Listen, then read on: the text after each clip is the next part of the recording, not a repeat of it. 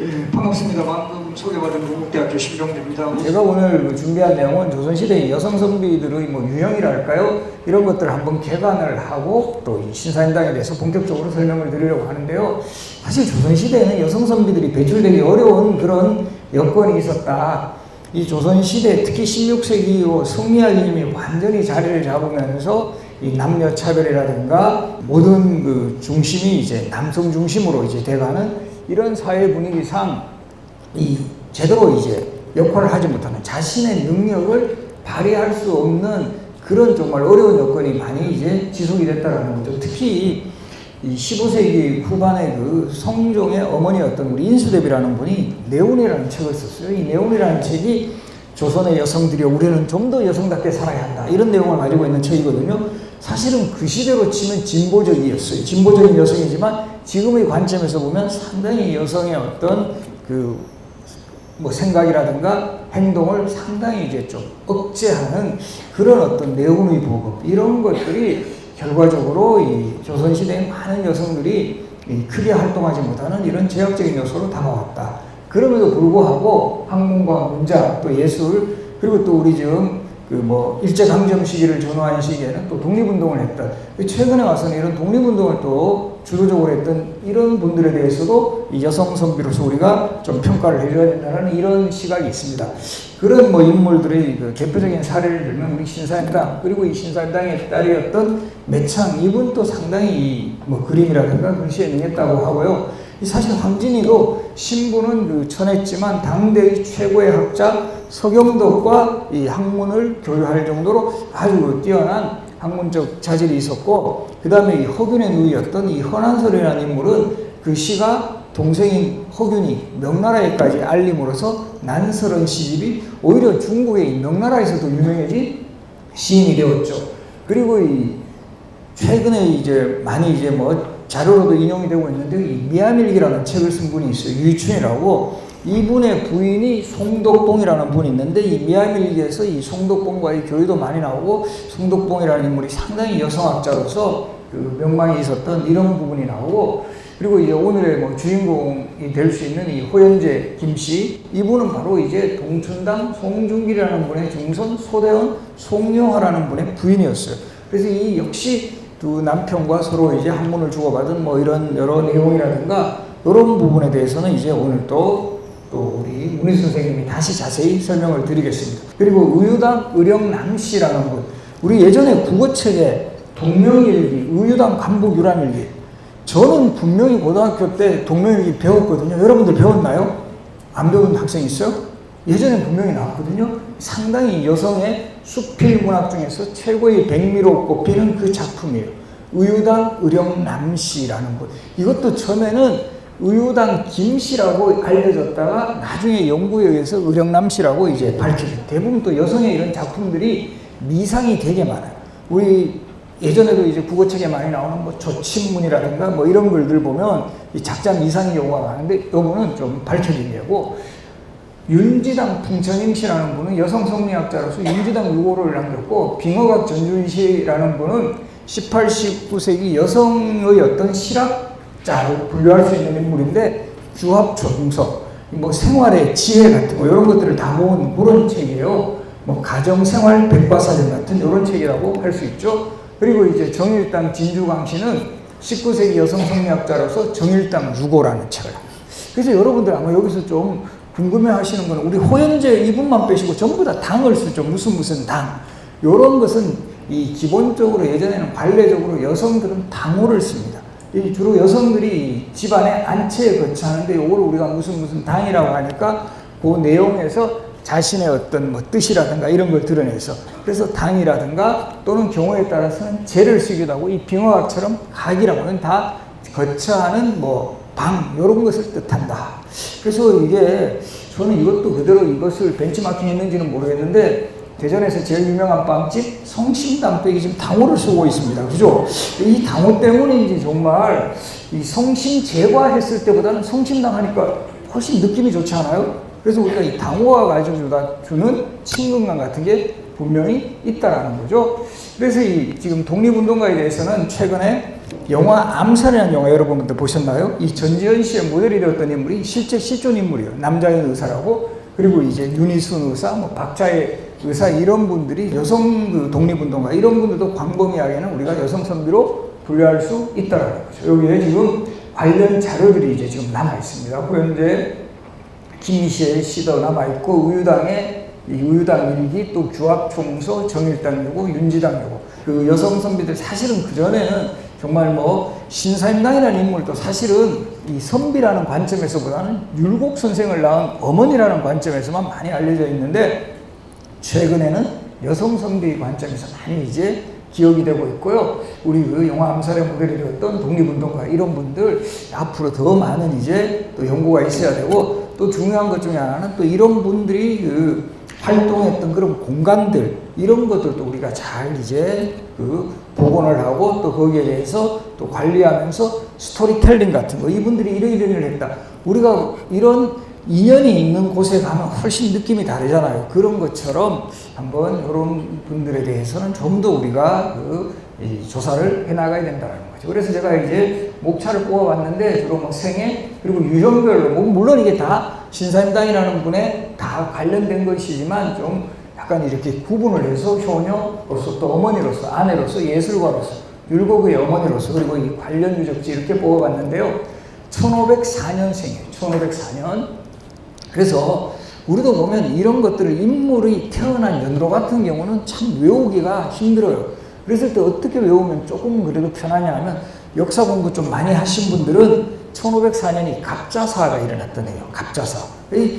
신사임당은 갑자사 때 태어나셨구나. 이렇게 이제 생각하시면 되고 7살 때부터 안견의 하풍을 본받아 산수하고 초충들을 그리기 시작했고 1522년에 19살의 나이로 이원수라는 인물하고 이제 결혼을 했는데 그래서 우리가 또 보면 이 편견을 갖는 분들도 있어요. 이름이 이원수니까 되게 사이가 안 좋았나 보다 이렇게 생각하시는데 사실은 뭐 어느 정도는 괜찮은 관계를 유지를 했고요. 특히 그 아들이 없는 집에 5명의 딸 중에 2번째 딸이에요. 신사임당의 그래도 이 시댁이 그래도 상당히 이제 뭐 요즘 표현으로 하면 성격이 좋았던 것 같아요. 보통 그러면은 이 신명화 그러니까 신사임당의 어머니가 상당히 구박을 받아야 될 거 아니에요. 딸만 5인데 근데도 상당히 어머니가 상당히 능력이 있어서 신사임당을 아주 이 예술가로서의 능력을 발휘하는데 큰 도움을 줬고 아버지도 그 딸을 적극적으로 후원해 줬다라는 이런 그 내용들이 있어요. 그래서 특히 이원수에게 시집을 보낼 때 정말 그런 이야기를 했다 그래요. 신사임당이 그 사위를 불러놓고 내가 5명의 딸이 있는데 딴 딸은 시집 가도 괜찮은데 이 딸만은 내가 정말 보내기 싫다. 그래서 가능하면 자네가 이 처가살이를 했으면 좋겠다. 이런 일화도 전해줘요. 근데 아마 그 신사임당의 다른 그 언니나 동생들 들었으면 정말 짜증났을 거예요. 그리고 실제 이 사임당 아버지의 기대대로 이 이원수라는 인물은 주로 처가살이를 합니다. 그리고 이때는 기본적으로는 이 15, 16세기까지는 처가살이를 하는 게 관례예요. 왜냐하면 조선전기까지만 해도 남녀가 그렇게 크게 뭐 이 차별이 있었던 때도 아니었고 남녀의 균분 상속이 이루어져 가지고 이 아들, 딸 구분 없이 재산 상속이 비슷하게 받으니까 처가살이 하는 것이 훨씬 유리해요. 기반을 잡는 데 있어서. 그래서 우리가 보면 조선시대를 대표하는 그런 그 특히 조선전기의 인물들은 대부분 태어난 곳이 외가에서 태어난다. 그래서 우리 율곡 이 선생도 어머니 신사임당의 고향이 강릉에서 태어나는 거죠. 주로 이 강릉에서 살면서 소홀을 하고 왔다 갔다 하는 그런 생활인데 이 주로 강릉에서 훨씬 더 많은 생활을 했고 그 과정에서 33살 때 셋째 아들 율곡 이 선생을 낳았죠. 그리고 이제 이 서울로 또 올라왔을 때는 이 지금의 청진동 근처에서 시집 살림을 주관했는데 요 현장도 지금 남아있어요. 지금 서울에 가시면 인사동 쪽에 백상 빌딩이라고 있는데 그 앞에 보면 그 율곡 이 선생이 뭐 그 사셨던 곳 이런 그 표지석이 남아있습니다. 1550년에 이제 남편이 벼슬을 얻었고 51년에 또 이 서울에 지금 삼청동 쪽으로 이사를 했는데 참 안타깝죠. 48살의 나이로 이 정말 그 돌아가십니다. 그래서 이 율곡 이 선생이 어머니가 돌아가시고 난 다음에 상당히 그 좌절을 해가지고 이 금강산으로 들어가는 그런 또 일까지 있어요. 그래서 율곡 이 선생이 나중에 뭐 훗날 대학자로 성장하는 과정에서 매번 이제 좀 비판을 받게 되는 게 저 사람 저 금강산에 들어갔을 때 또 예전에도 옛날 사람들도 막 과장을 내고 금강산에 들어갔을 뿐인데 저 사람 막 승복을 입고 승려가 되었더라 이렇게 하는 요즘 표현하고 루머가 돌죠. 그래서 이 율곡이 선생이 그것으로 상당히 이제 좀 고생을 하게 됐는데 그 당시에 금강산으로 들어갔던 결정적인 계기 중에 하나가 어머니의 정말 돌아가심 그거에 이제 충격을 받았다는 거죠. 신사임당이 그 강릉 그 친정인 강릉과 남편이 이제 일하고 있는 서울을 왔다 갔다 하면서 이 지었다라는 이 시가 지금도 남아 있는데요. 이 대관령을 넘으면 친정을 바라본다. 유대관령 망친정이란 뜻인데 늙으신 어머님을 고향에 두고 외로이 서울로 가는 이마 돌아보니 북촌은 아득도 한데 흰 구름만 전문산을 날아내리네라는 이 시가 남아 있어요. 그래서 저는 이제 개인적으로는 요즘 우리 보면 이제 서울에서 강릉까지 최근에 KTX도 뚫리고요. 또 이 영동고속도로도 직선화되고 이러면서 옛 대관령으로는 가지를 않아요. 잘. 이럴 때 좀 이런 부분이 좀 아쉬워. 옛날 그 사람들의 향기가 있는. 그래서 이런 곳은 좀 따로 우리가 좀 답사를 하면서 이 대관령을 넘으면서는 정말 이 신사임당의 시도 한번 생각해보고 이런 것도 좀 필요할 것으로 보입니다. 그래서 이 어머님을 그리워하는 또 이런 시. 어머니가 이제 그 이시라는 분인데 어머니가 되게 또 이 신사임당하고 이 각별한 교분을 유지를 했고 여기 가면 지금 한송정 강가에는 외로이 뜬다 경포대 앞에는 한 줄기 바람 이게 다 지금 강릉을 대표하는 유적지입니다. 그래서 이 신사임당의 또 시를 통해서 강릉이라는 그 도시를 우리가 더 기억을 하는 거죠. 고전이라는 것이 다시 재해석되었을 때는 훨씬 더 그 의미를 담겨다 준다라는 거 이런 것도 한번 기억을 하시고 그 어머니께서는 평소에 늘 강릉 친정을 그리며 깊은 밤 사람들이 조용해지면 반드시 눈물 지으시며 우시는 것이었다. 그래서 어느 때는 밤을 꼬박 세우기도 하셨다. 그러니까 율곡 이 선생이 또 어머님을 목격하고 어머님이 또 이 강릉을 그리워하는 이런 모습을 이제 그 증언을 하고 있고요. 아까 설명드렸죠. 내가 여러 딸을 두었지만 내 처마는 내 곁에서 떠나게 할 수 없다. 그래서 너 그냥 결과적으로 이게 조건을 걸었을지도 몰라요. 너 친정에 처가살이 좀 해라. 안 그러면 이 딸만은 난 절대 못 보내. 이런 그 이라도 전하고 있고요. 사임이라는 말은 이 중국의 옛날 중국 고대 문왕이라고 있어요. 주나라 문왕이 있는데 이 문왕의 어머니가 태임이라는 분이 있었는데 태임이라는 사람을 스승으로 삼겠다. 그를 본받겠다. 거기에 사임이라는 뜻이란 게 있어요. 그래서 아까도 말했듯이 당호라 그래가 거기에 당자를 붙여서 사임당이라고 하셨다. 이 효를 가르친 이런 내용들도 이제 뭐 증언이 되고 있는데요. 어느 날 이웃집에서 홍시 한 증만을 가지고 와서 율곡에게 선물했다. 그때 마침 율곡은 손님과 마주대하고 앉아 대화를 하고 있었는데 손님이 마치 무척 시장의 모임으로 홍시 한 개를 주고 자기도 한 개를 든 다음 남은 감을 쟁반째로 서모 권씨에게 들어보였는데 서모는 나중에 이제 이원수가 이제 후처로 들었던 그런 분이죠. 자기 이야기하지 않고 두 개를 드러내었다고 해서 야단을 치는 노한 목소리가 들려왔다. 율곡은 그 소리를 듣고 그 손님에게 사과했다. 그러고는 곧 손님에게 주었던 감과 자신이 먹으려고 집었던 감 두 개를 굳게 받쳐들고 안으로 들어가서 들고 간신히 그러니까 그 서모에게도 효심을 다했던 그 율곡 선생. 그러니까 사임당에서도 이 효를 다했고 이게 결과적으로 이 사임당의 가르침이 이어졌다. 이렇게 본다라는 거죠. 그리고 사임당이 항상 그 강조했던 말이라고 합니다. 형된 자가 아우를 우애로서 대하고 아우된 자가 형을 공손하게 공경하면 즐겁고 기쁨이 넘칠 것이다. 형우 제공. 이렇게 우리가 보면 사자성어 같은 거 이런 것들을 많이 이제 뭐 유비무한 이렇게 이제 하는 거 이상하게 그게 속속 기억에 남는 것 같아요. 그래서 이거 오늘 여기 강의 나오는 분들은 이거는 꼭 이야기하세요. 기억하세요. 청비이공. 그러니까 이걸 청년 성비 20대 공부하라 이런 식으로 딱 기억을 해놔야 나중에 이제 확실하게 머리에 들어온다. 율곡은 마청선이 일찍 돌아가시자 율곡은 홀로 지내는 형수 곽씨를 정성껏 어른으로 모시고 두 조카와 두 전녀의 뒤를 성심껏 돌봐주었고 둘째 홍보는 이 당상의 벼슬에 있는 율곡을 마구 불러 잔심을 시켰지만 율곡은 아버지나 형님 앞에서는 벼슬이나 그 지위가 무슨 상관이냐 이러면서 이 부영 앞에서 지나친 공손이란 있을 수 없다 하면서 이 마청이라든가 이런 형님들도 잘 모셨다라는 이런 기록이 있어요. 이 또 사임당의 가르침이 이제 실천된 그 사례로 볼 수 있죠. 뜻을 품은 자는 이루지 못할 일이 없다고 가르치고 모든 일이 뜻을 세우는 데부터 시작된다고 교육했으며 뜻이 있는 자에게만이 학문이 탄생되고 덕이 탄생되고 공이 탄생된다. 이 뜻이 있는 자에게 공이 탄생된다. 그래서 이런 그 가르침이 율곡 선생에게 이어진 그런 사례가 이제 많이 나타나고요. 이 남편 이원수에 대해서 이제 아내로서 신사임당이 충고하는 대표적인 장면이 그 이원수의 친척 중에 이기라는 인물이 있는데 이 사람은 영의정으로 있을 때 을사사를 주도했던 장본인, 이 선비를 희생시킨 장본인인데 이 이원수가 자꾸 뭐 요즘으로 치면 이 권력이 있는 사람이니까 이 사람 집을 왔다 갔다 한 거예요. 출입을 하니까 그 사람한테 절대 가지 마라. 그래서 이제 결과적으로 나중에 이 을사사에 주도했던 이런 사람들에 대한 그 처벌이 이루어졌을 때 이원수공은 다행히 화를 면할 수 있다. 이게 뭔가 그 좀 앞을 바라보는 그런 그 지혜가 있었고, 그 다음에 이제 그 이원수는 신사임당 사후 바로 이제 후초 권씨를 또 맞이했던 이런 일화가 있는데, 이래서 아까 말씀드린 대로 율곡 선생이 어머니가 돌아가시고 뭔가 이렇게 좀 마음에 그 상처도 있고 해서 금강산을 갔던 이런 기록도 있습니다.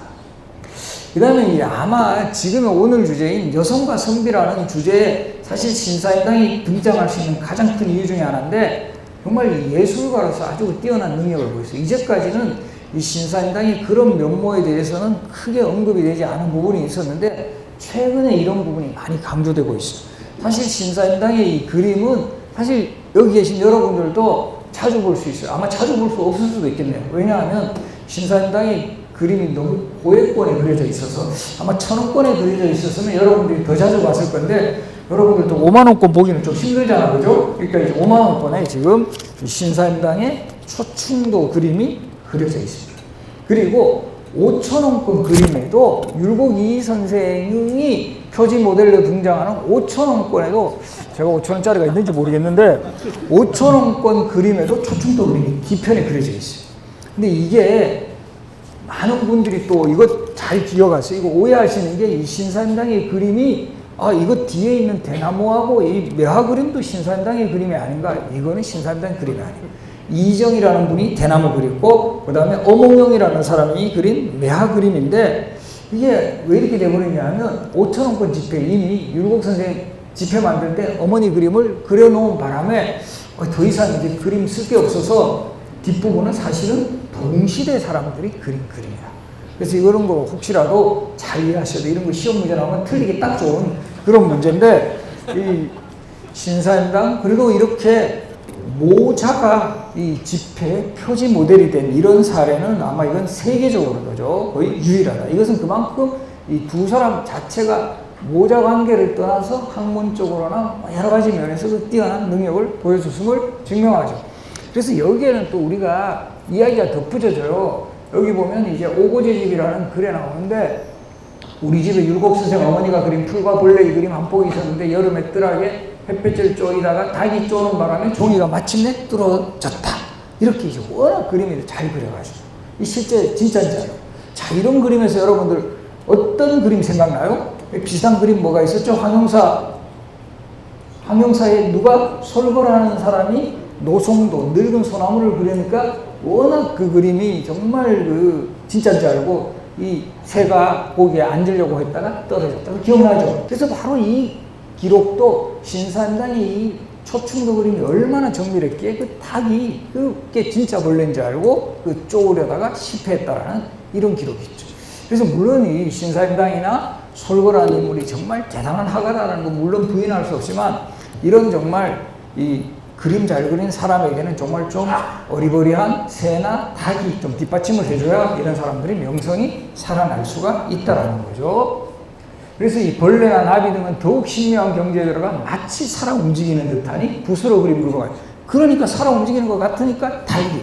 그래도 되게 똑똑한 닭은 뭐 이렇게 하진 않아요. 좀 이 닭 중에는 조금 이제 감이 떨어지는 닭이 이렇게 좋았겠죠. 어수권의 또 폐관잡기라는 기록에 보면 지금 동양 신씨가 있는데 어려서부터 그림을 잘 그렸는데 포도와 산수는 한때 절묘하여 평안한 사람들이 안견당한. 우리 안견이라는 인물은 조선시대 최고가 난 그 산수화가잖아. 안견이 그린 그림 뭐다? 몽유도원도라는 거예요. 바로 안견당만. 여기서 또 하나 중요한 포인트가 있는데, 신사임당은 사실은 초충도 이외에도 산수화도 되게 잘 그렸다 그래요. 근데 훗날에 가면은 산수화보다는 초충도를 그린 화가로 많이 남아있어요. 그 이유는 산수화는 약간 남자들의 전유물 생각한 거예요. 여성들이 감히 산수까지, 이런 시각 때문에 사실 신사임당이 산수화를 잘 그린 면모는 많이 가려져 있었는데, 이 최근에 와서 이런 면모에 대해서 많이 강조를 하고 있습니다. 그래서 이 신사임당의 이런 그 그림들 보면은, 또 이 신사임당 신씨는 신명화의 딸이고 율곡이 어머니인데 포도와 풀벌레를 잘 그렸다. 바로 여기 지금 우리 신사임당 5만원권에 바로 요 그림을 가지고 여기다 도안을 해놓았다라는 거. 그리고 이제 글씨도 되게 잘 썼습니다. 그래서 지금 일부 글씨가 남아있어요. 특히 초서로 쓰신 글, 이런 것도 아주 몇 점 남아있는데, 글씨 또 전문가들 입장에서는 아주 뛰어난 글씨로 높이 평가를 하고 있습니다.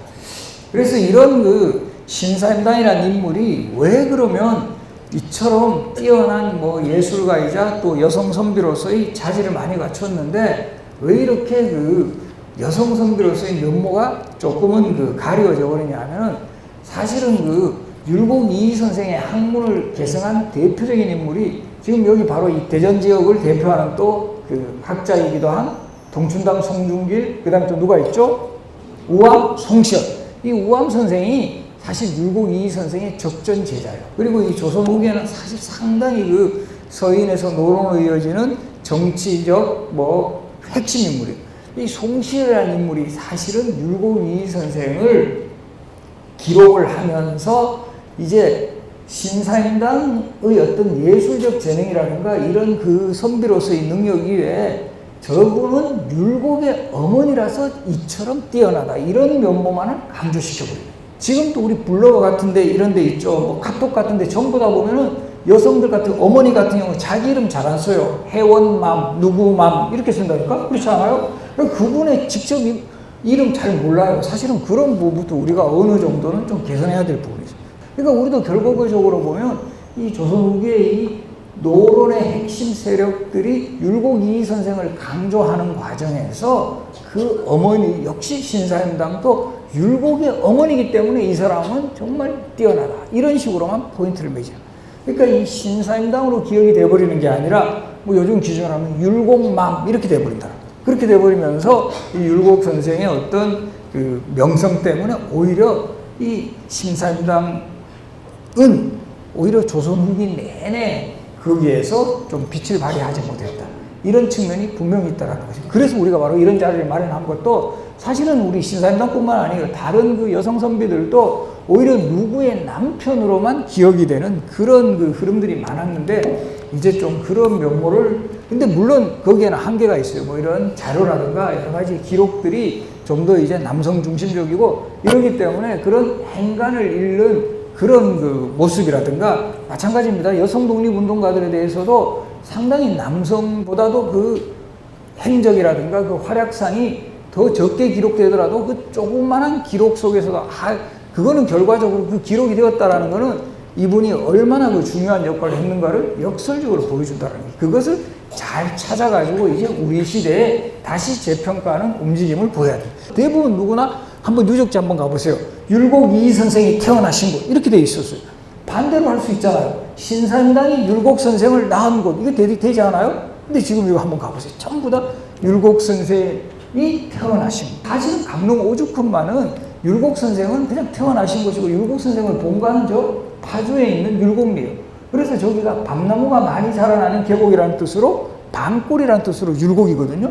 율곡 선생은 호도 율곡이라고 쓴 거예요. 그래서 그거는 그만큼 자신의 고향 뿌리 의식은 저 파주 쪽에 있는데, 율곡 선생의 유적집도 맞지만 이제 이런 좀 신사임당에 대한 평가라든가 이런 지위가 올라가면 오죽헌이라는 유적지를 설명할 때도 뭐 예를 들면 공동명의로 들어가야 된다라고 하죠. 신사임당과 율곡 이 선생 유적지가 맞지 않나요? 거기도 이제 율곡 선생이 태어나신 곳, 몽룡실. 이것보다는 신사임당이 율곡 선생을 낳은 곳으로 바뀔 수 있는 그것이 결과적으로 보면 큰 흐름으로 보면 우리가 여성에 대한 지위를 좀 향상시키고 여성 선비들에 대해서 좀 더 관심을 가질 수 있는 그런 그 계기가 된다. 지금 신사임당의 묘소는 지금 이제 가족묘로 지금 파주에 가면 지금 자원수원이라고 있어요. 그 뒤편에 가시면 여기 신사임당의 묘소하고 또 이 신사임당과 이 묘소 여기 지금 역장이라 해가 오히려 아들이 저 위에 가 있습니다. 그 묘소를 또 확인할 수 있습니다. 그래서 또 우리가 보면 이런 역사적 인물을 더 가까이 할 수 있는 대표적인 그 방법 중에 하나는 유적지를 찾아보는 거예요. 그래서 한번 유적지를 이렇게 관련 유적지, 특히 여성과 관련된 유적지도 요즘 꽤 많이 남아 있으니까 찾아보면서 또 그 내용들에 대해서 더 많이 아는 그런 시간들을 가지면 더 이제 가깝게 우리 시대에 조금은 그 잊혀졌던 그 여성 선비들의 모습이 우리에게 다가오지 않을까 이렇게 생각을 합니다.